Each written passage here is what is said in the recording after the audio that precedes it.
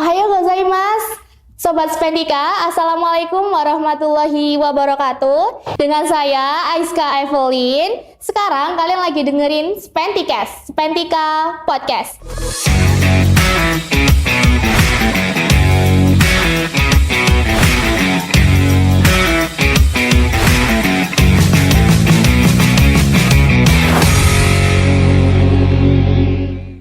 Pada kesempatan ini kita kedatangan tamu istimewa sobat. Beliau adalah yang terhormat Ibu Liza, SPD MMPD, dan Pak Isa, SPD MPD, selaku pengawas Dinas Pendidikan dan Kebudayaan Kabupaten Sidoarjo. Assalamualaikum Bapak Ibu. Waalaikumsalam warahmatullahi wabarakatuh. Selamat datang di SMP Negeri 3 Krian. Ya. Apa kabar Pak, Bu? Alhamdulillah sehat. Alhamdulillah luar biasa SMP 3 Krian Spentika. Ya, Spentika. Alhamdulillah. Nah, saya pertanyaannya ke Bu Liza dulu mungkin ya. Oke, siap. Karena Bu Liza sudah sampai di sini. Iya. Dari awal Bu Liza melihat perkembangan SMP Negeri 3 Krian, Iya. dari awal hingga saat ini, itu bagaimana Bu? Ada perbedaannya atau tidak? Bisa diceritakan? Oke, siap Mbak Aiska. Aiska. Oke. Baik, terima kasih pertanyaannya Mbak Aiska. Ketika saya kebetulan pengawas SMP Negeri 3 Krian ini tahun 2021 dapat SK gitu ya, menggantikan pengawas sebelumnya. Ketika itu masih kepala sekolahnya Bu Heri. Nah, kemudian berganti dengan Pak Sueb Rizal sekarang. Wah, luar biasa Mbak ya, perkembangannya. Salah satunya ya ini adanya podcast gitu. Kemudian juga nanti ada TV ya, channel TV dari Spentika, dan luar biasa perkembangan yang kami dapatkan di SMP 3 Krian atau Spentika ini.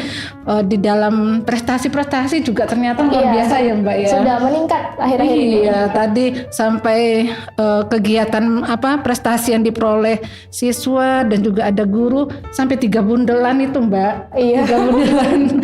3 bundelan dokumen itu ya untuk tahun 2023 ini. Selamat Mbak, sukses untuk Spentika. Ya, amin. Mungkin Pak Isa bisa menambahkan? Untuk SMP Negeri 3 Krian ini alhamdulillah luar biasa karena saya mempunyai 2 binaan SMP negeri, insya Allah yang terbaik di SMPN 3 Krian ini. Baik. Luar biasa. Luar biasa. Baik, selanjutnya Pak Isa dulu ya Pak yang menjawab ya. Kebetulan saya ini kelas 9 Pak Bu. Jadi saya ini belum merasakan kurikulum merdeka itu gimana. Nah, mungkin bisa diberi gambaran kurikulum merdeka itu seperti apa Bu, Pak? Jadi untuk kurikulum merdeka ini di sini terutama siswa-siswinya itu diharapkan dalam pembelajarannya yaitu selalu aktif. Jadi kalau dulu student center, kalau dulu teacher center, diharapkan sekarang student center. Jadi diberi kemerdekaan bahwa pembelajaran itu sesuai dengan bakat dan minat dari peserta didik siswa-siswinya.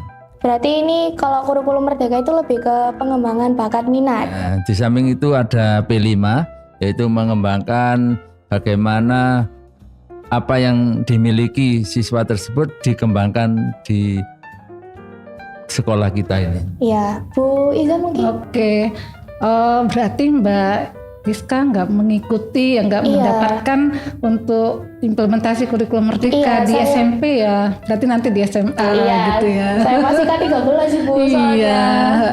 Nah, nanti itu di kurikulum merdeka, Mbak Rizka itu pembelajarannya sesuai dengan kebutuhan. Misalnya berminat atau punya bakat di podcast gini, nanti bisa jadi konten kreator. Nah, itu akan difasilitasi oleh sekolah, baik sarana prasarana, mungkin pendampingan oleh Bapak Ibu guru, dan begitupun di kelas. Di kelas itu sesuai dengan kebutuhan siswanya, kebutuhan belajar siswa. Mungkin ada siswa yang memiliki gaya belajar secara visual, melihat dengan melihat gitu ya, atau dengan menggunakan audio. Kalau mendengar itu baru bisa belajar mendengar musik gitu kan ya. Kalau dengan mendengar musik, saya baru bisa masuk materi-materi ke pemikiran saya gitu ya. Atau mungkin dengan gaya belajar yang kinestetik, dengan bergerak, dengan melakukan sesuatu, mudah konsep itu masuk ke pemikiran kita. Nah, itulah di kurikulum Merdeka ini semua peserta didik itu difasilitasi sesuai dengan kebutuhan belajar mereka. Berarti gitu, Mbak. semakin berkembang ya Bu, semakin enak ini kayaknya kurikulum Merdeka. Jadi saya itu sering melihat adik-adik ini tuh seperti pentas seni, sekolah juga menyediakan panggung, banner untuk mereka pentas. Itu katanya untuk P5. Nah, mungkin bisa lebih detail lagi Pak, untuk P5 itu bagaimana sih? Pak Ilham mungkin? Saya dulu gitu. Oke, baik. Nah, eksplor diri itu penting ya bagi siswa-siswa sekarang, apalagi selama ini bakat-bakat itu dipendam aja. Nah, ketika pembelajaran penguatan profil pelajar Pancasila, yaitu salah satunya kegiatan P5 itu berbasiskan karakter. Nah, jadi karakternya dari dimensi profil pelajar Pancasila yang 6, nah itu dikembangkan ke elemen dan subelemen yang akan dipantau kepada kegiatan P5 itu. Jadi apakah karakter dari siswa-siswa yang memiliki bakat, misalnya bagaimana kewirausahaan itu bisa berkembang di diri mereka, sehingga ketika mereka lulus dari SMP Negeri 3 Krian ini memiliki skill, soft skill di bidang kewirausahaan misalnya, dan kewirausahaan itu tidak hanya menjual sesuatu bukan hanya entrepreneur, tapi berinovasi, melakukan sesuatu, membuat sesuatu yang baru, kemudian itu menjadikan tren atau brand buat Spentika. Nah, itu akhirnya siswa-siswa dari Spentika ini ketika lulus dari Spentika sudah punya arah ini.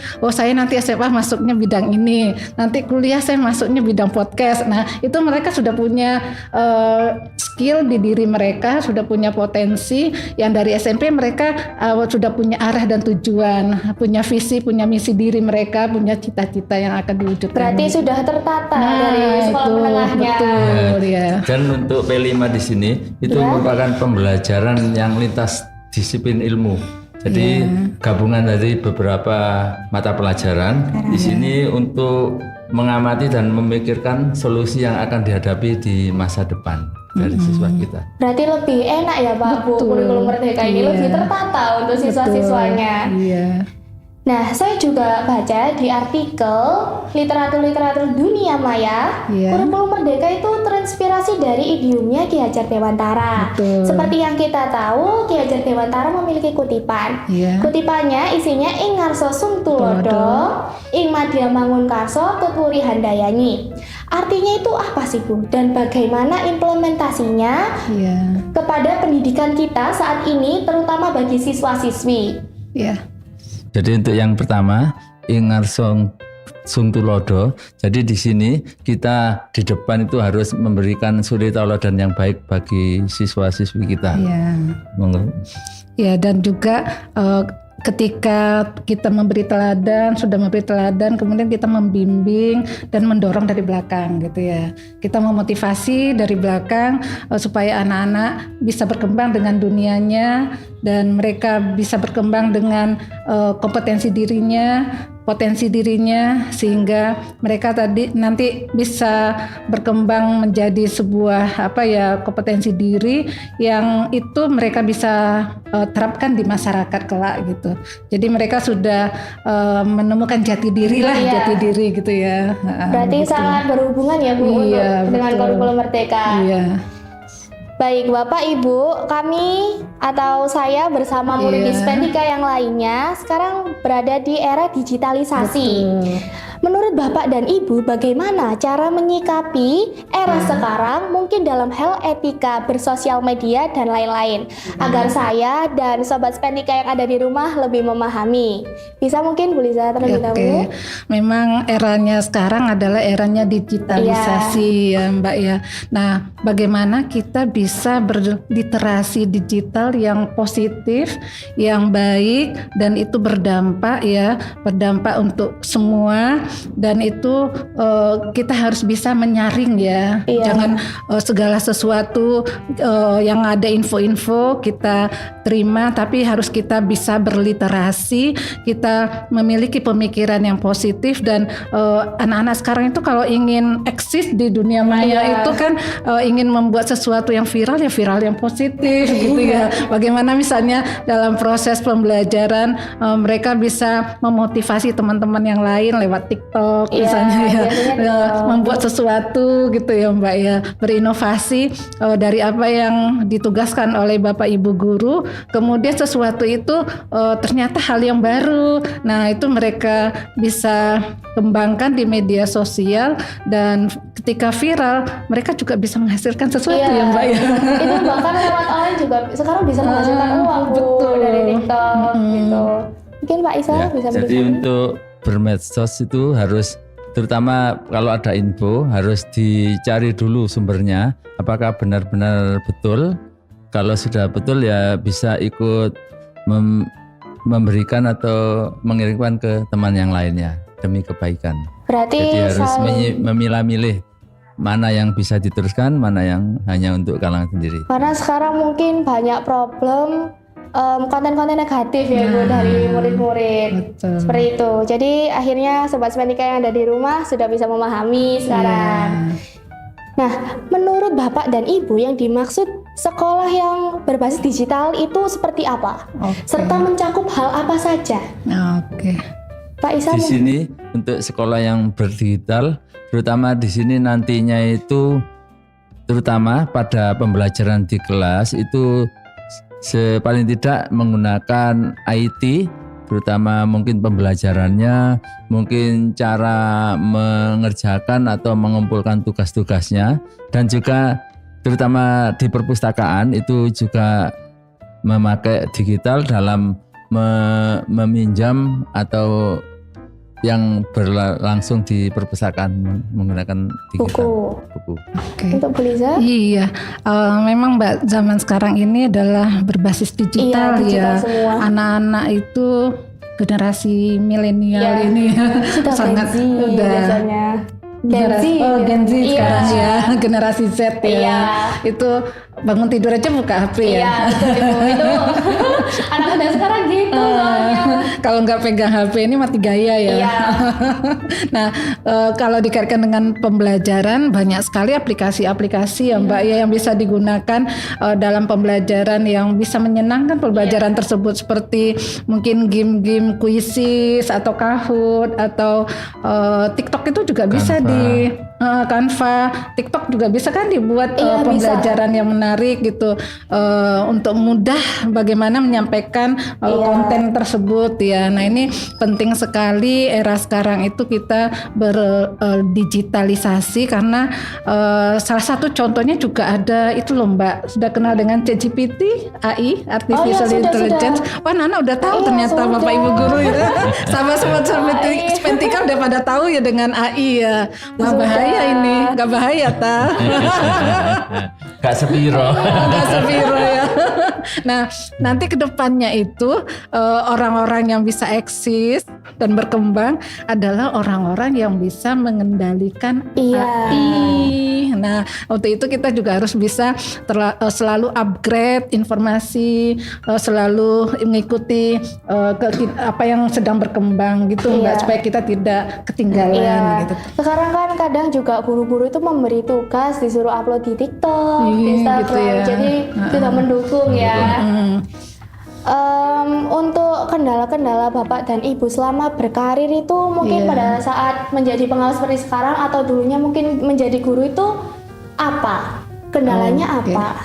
Pak Iza terlebih dahulu. Jadi pada saat jadi guru mungkin kendalanya itu ngapunten untuk ke siswa itu. Iya. Di sini mungkin ada siswa itu yang kurang bersemangat dalam Iya, mengikuti pembelajaran, terutama mengerjakan tugas-tugasnya itu. PR biasanya Pak. Ya. Ya mungkin Bu Liza. Kalau ini pengalaman Iya. pengalaman ketika saya SMP ya Mbak Oh, ya SMP. iya. Jadi ketika itu Sama, ya. guru bahasa guru biologi ya kan selalu ketika pembelajaran itu menulis di papan tulis, anak-anak disuruh menulis di buku gitu ya. Nah pembelajarannya itu belum seperti sekarang. Sekarang ini anak-anak itu malah ingin tahunya banyak ya, ingin tahunya bertanyanya banyak, dan sumber belajar mereka itu sekarang banyak, tidak hanya buku ya. Di dunia maya mereka bisa mencari informasi, di lingkungan sekitar juga menjadi sumber belajar. Tapi ketika kami dulu sumber belajarnya hanya buku dan guru. Iya. Begitu bedanya Mbak. Ya. Iya. Pak mungkin bisa diminum dulu Pak. Oh iya, makasih Mbak.